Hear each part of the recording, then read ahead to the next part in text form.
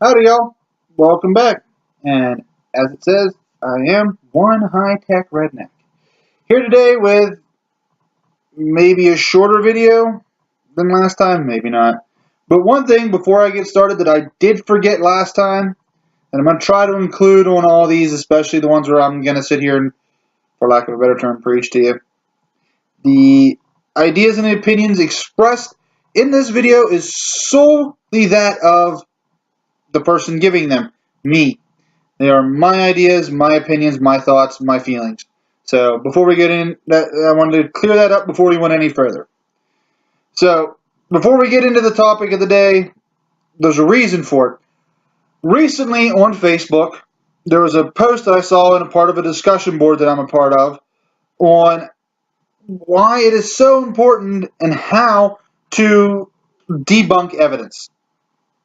And when I started reading this, I'm like, I love the idea, I love the premise, but shouldn't that be common sense? Especially the teams that have been around a few years, you would think. I can understand new teams not understanding the difference and wanting to give as much evidence as possible, just for the fact that they're new, they're starting out, and not understanding how a lot of their equipment works. But teams that are supposed to be seasoned should know some of this stuff. So, to get into basically the reasoning and the thought process behind this for me, today's video is going to be about the differences between a ghost hunter and a paranormal investigator. So, to start off with a ghost hunter, despite the name, when you think of a ghost hunter, you want to think more ghost adventures. Because a ghost hunter is going to come in and they're looking for ghosts. They are hunting for ghosts, hence the term ghost hunter. They are going to be less critical of anything that happens in the night as opposed to saying it's not paranormal. They're not going to be as apt to looking for rational, reasonable explanations, real world explanations for anything that happens in the night. And where a paranormal investigator, once again, despite the naming, falls more into ghost hunters, in my opinion. The earlier seasons, especially, where a paranormal investigator isn't coming in to look for ghosts, they're coming there to investigate claims of paranormal activity. And they're going to take them wherever the evidence leads, be it paranormal, be it a loose pipe in the floor. So that to me is the big difference. I can give you a couple examples just from personal experience. Gettysburg. Love Gettysburg. I don't know how many of you have been down to Gettysburg, but oh, do I love to go to Gettysburg. It's so much fun if you're an investigator. My wife and I and some friends were down there doing one of the ghost walks, which was hosted by a team from Gettysburg. And we were across the road, late night, across the road from the entrance to the cemetery. And as my wife's taking pictures, in one of the pictures is looks like a Union cavalry officer. You can see the high boots, the blue long jacket, the hat, the saber. And we're looking at this and like, okay, was there a reenactor across the road? Well, we were taking other photos at the time, running some video, and nothing caught a reenactor. At close to midnight, still in full uniform, walking down the road outside of the cemetery. So that kind of tends us to lean towards it might not have been a reenactor. But we went that route first because that's the first possibility. The second example from Gettysburg again happened to my in-laws. They were down there doing a different team's ghost walk, haunted tour walk. And on one of their pictures was this glowing dot.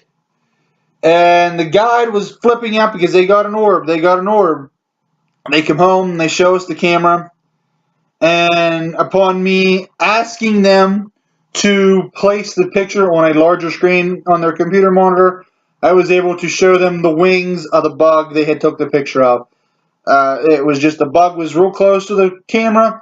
The flash reflected off the bug, and you had this bright ball in the picture with, you could see the outline of the wings, which I was able to see through the viewfinder of the camera, but a lot of other people weren't. So that's the thing to look for. One thing that I try to stress to people when reviewing evidence, when in doubt, throw it out. Going back to the very early seasons of Ghost Hunters.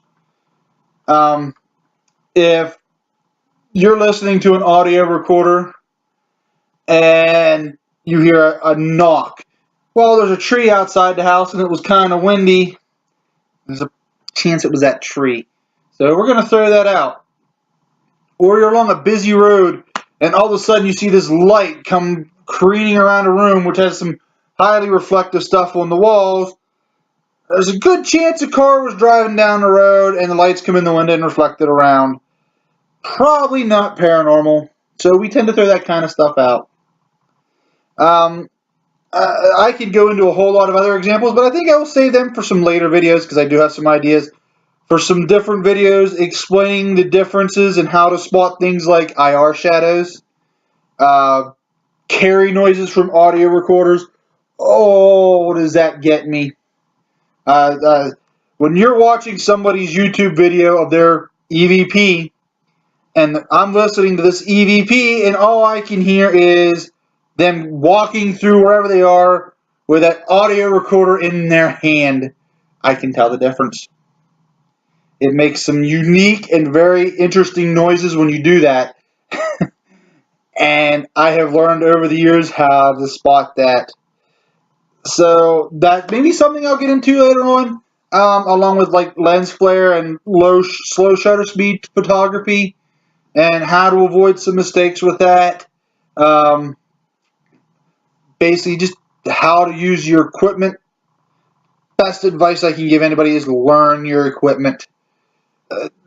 Test it, play around with it at home before you go out, especially if you're going to a client's house.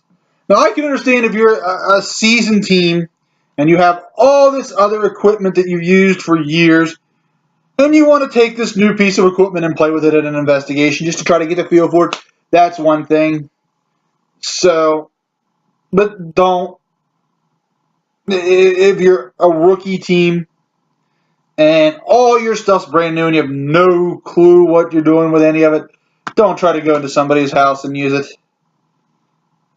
That's a different rant in and of itself. So, I think that's about going to do it for this one. Thanks for watching. Hope you enjoyed it. Hopefully you learned something. And I'm going to try to get these out I'm going to try to shoot for about once a week. No guarantees. Because I am just doing this in my free time whenever I have something that pops into my head that I need to get off my chest. So, take care. I'll see y'all later, and happy hunting.